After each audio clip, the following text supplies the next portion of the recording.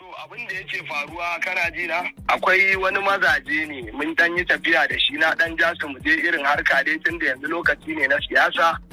kuma kowa ya baza komarsa domin me ya tsira da mutuncinsa. So mun je mun dan yi harkokin arziki har an samu abin arziki. So na yi musu alherin yadda ya kamata kuma iya adalci wanda ni a matsayina na wanda na yi rayuwa a cikin yan Kannywood sama da shekara 15 da suka wuce babu wanda ya taba kwatanta min kwatankwacin irin wannan adalcin da ni na cewa na ƙasa da ni saboda duk inda na je da mutum in na ɗauke ka ko gurin babba ne ko wani waye zan yi kokari in introducing ɗinka kuma ba zan je da kai a matsayin cewar na je da kai a matsayin yaro na bane zan je da kai a matsayin abokin sana'ata saboda in wani abu ya zo a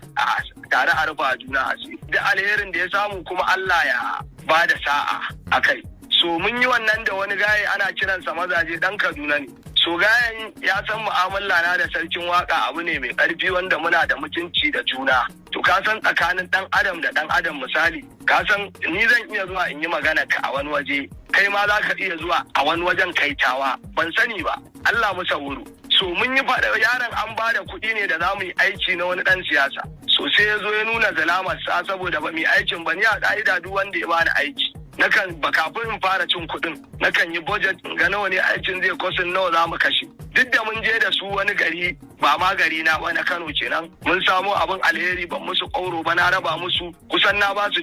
250 mun yi abubuwa. So sai naga suna da kuɗi a hannunsu kuma mun zo na kama musu hotel a Kano ba abinci suke siya ba kuma kuɗi suke kashewa ba kuɗin hotel suka biya ba. Sai na ce wannan kuɗin da muka samu na siyasa mu bari in muka je muka yi wanda ya bamu aikin nan muka yi masa aiki muka ga abin da ya rage sai mu zo mu kasafta a junanmu mu sharing kowa ya samu. Yawwa mun je an bamu miliyan 1 ne da aka bamu miliyan 1 dama ni already sun sani na je na nuna ma baya zan taimake su ni ma zan yi kokari in yada manufofinsu na alkhairi. So muna da wannan alaƙa sai ya zamanto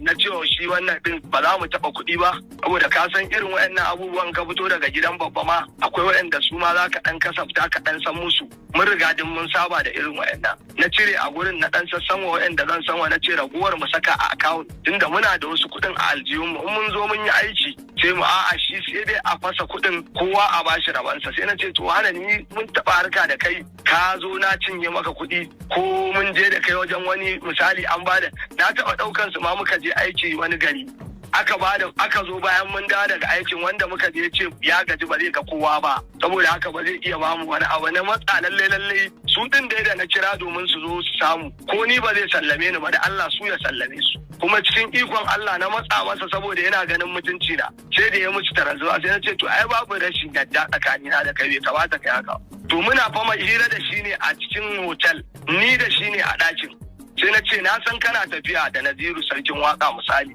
ya jajja ka naga kuna abubuwa ba na jin ya taba zuwa gurin wani babba ya jawo ka irin haka ya ce zo ka je ga ka gashi ku gaisa za a je abin da aka samu an samu dai na san dai iya adalcin sa inda na san adali ne zai muku alheri ina ce to amma ya za a yi ni na nemo tafiya mazaje baka taba kawo min business na duk tunda nake da kai baka taba nemo naira business na 10,000 ka ce min zaka ci 7 ma ni ka bani 3 ba abin ne aka tura masa saboda haka ni zan tura maka da duk full details din abubuwan da ya faru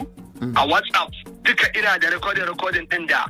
shi recording din da ya fara jan wannan abun maganar da muka yi ne a hotel daga ni sai mazajen sai ya recording dinta sai tura Naziru sarkin waka saboda na ce Naziru sarkin waka 50,000 yaban da muka je tafiya a ci amma baka ji na daga hankali ko na nuna masa rashin yadda ko na fito media na yi wani abu ba so dan me ni zaka daga mun hankali ashe gayan yayi recording dina sai tura wani yaron Naziru sarkin waka Sani mai iyali shi kuma Naziru sarkin waka kawai sai ya ce ai ya ji me nace ashe dama abin da naje ina mai kenan sai na ce Allah sarki to an zo inda nake so an fahimci rayuwar nan kenan nace Naziru ni ban dauke ka mutumin banza ba kuma ban ce kai mutumin banza ba ita arziki da kake gani Allah ne yake wa kowa amma wani baka san baiwarsa ba wani har ga Allah za ka ganshi kaskantacce ne amma Allah ya ɗaukaka shi fiye da wasu ma da kake gani masu arziki nace ni bana tsoron dan nayi mu'amala kar ka yadda da abin da ni baka ji daga baki na ba in kai min haka ba kai min adalci ba sai ya fara tura min maganganu duk zan turo maka komai everything ta WhatsApp zan turo maka kaji saboda haka kowanne recording ka bude shi one by one kaji in ya so da wannan ma za ka samu ma duk wannan bayanan da na gaya maka za ka ƙara ji da samtin abin da na maimaita a ciki To amma an ji kai martanin cewa Gawuna ba Allah bane ba abin da ya isa ya yi maka.